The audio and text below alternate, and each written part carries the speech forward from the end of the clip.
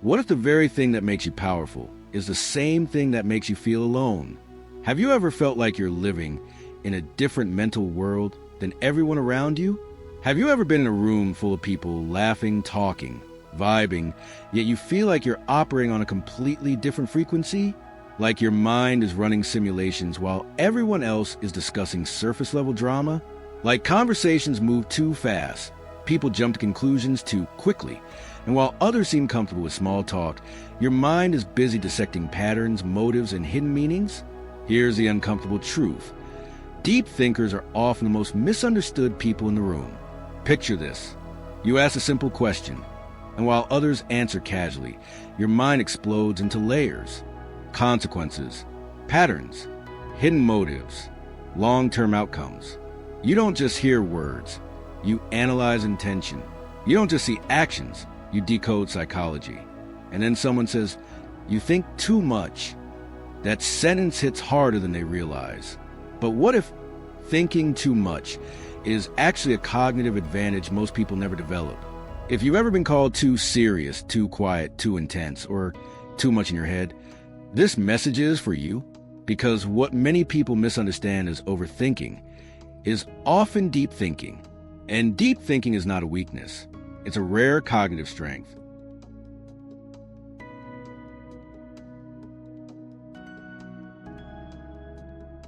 Psychology shows that some people process the world with greater depth, complexity, and reflection.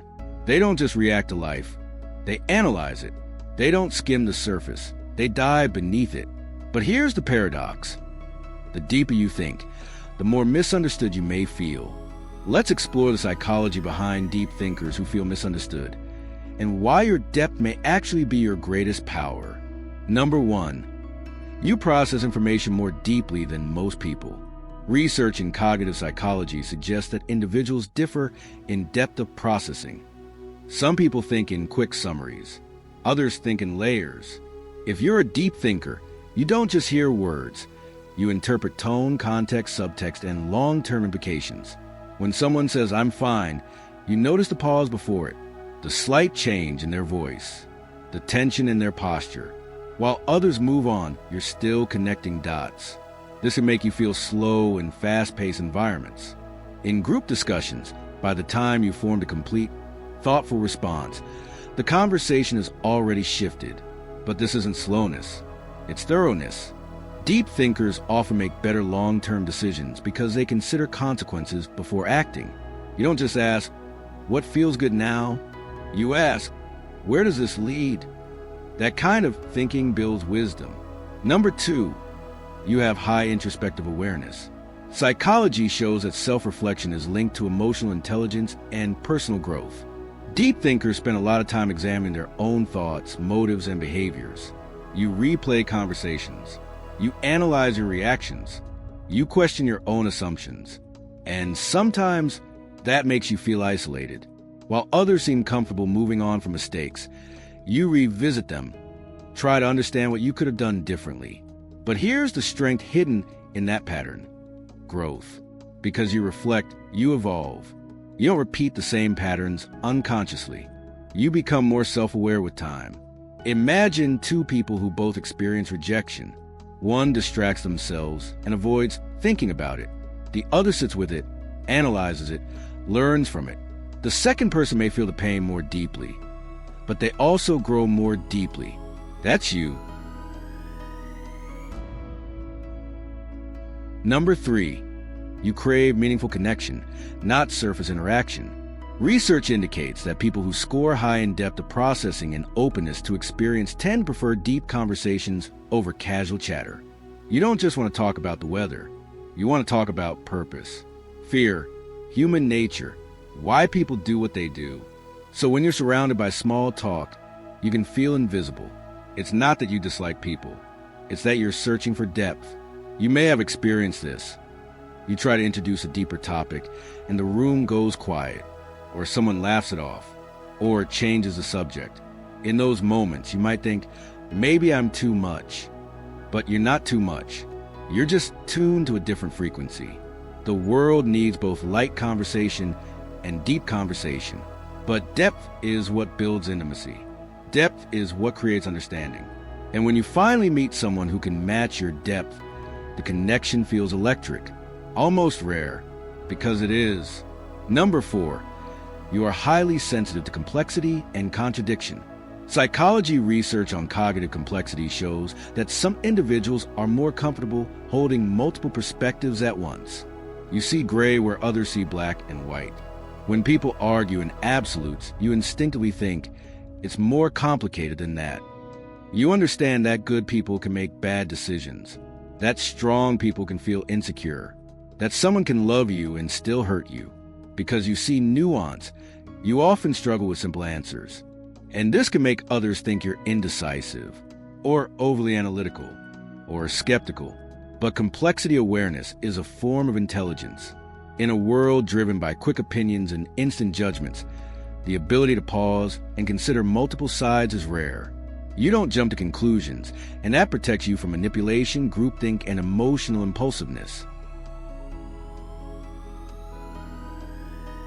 Number 5, you feel emotions deeply, but express them carefully.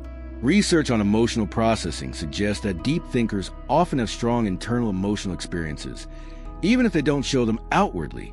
People may assume you're detached because you don't react dramatically, but inside, you're processing everything. You don't explode. You internalize, analyze, and then respond intentionally. For example, if someone criticizes you, you might not argue immediately. You might go home and think about it for hours. Not because you're weak, but because you care about truth. You ask yourself, is there something I can learn from this? That quiet emotional depth can feel lonely, especially when people misinterpret your silence as indifference. But your restraint is strength. It means you choose your responses instead of being controlled by them. Number 6, you often feel ahead of your environment. Sometimes, the sense of being misunderstood isn't about arrogance. It's about alignment. If your environment values speed over reflection, popularity over authenticity, noise over nuance, you may feel out of place. Deep thinkers often thrive in environments where curiosity is valued, where questions are welcomed, where ideas are explored slowly. If you ever felt like you're surrounded by people who don't quite get you, it doesn't mean you're flawed. It may simply mean you haven't found your intellectual or emotional tribe yet. And that's important to understand. Because when deep thinkers finally find spaces where reflection is respected, in books, in creative work, in philosophy, in thoughtful friendships, they flourish. The very trait that once felt isolating becomes magnetic.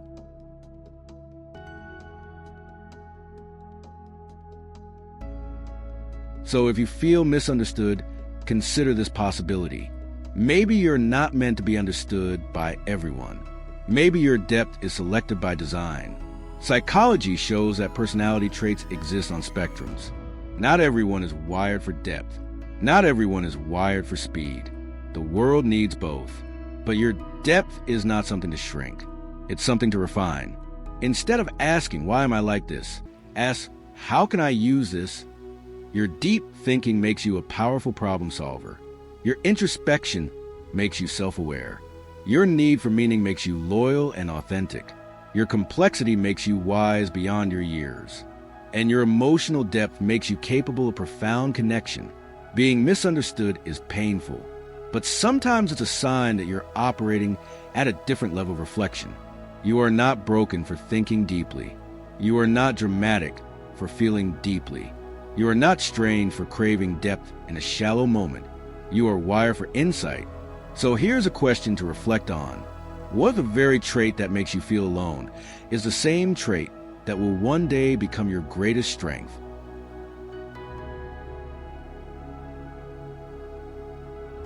If this message resonated with you, you're not alone here.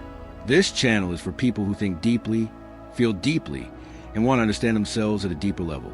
Subscribe for more personality insights that validate who you are and help you turn your inner depth into confidence, clarity, and quiet power. Because the world doesn't need you to think less.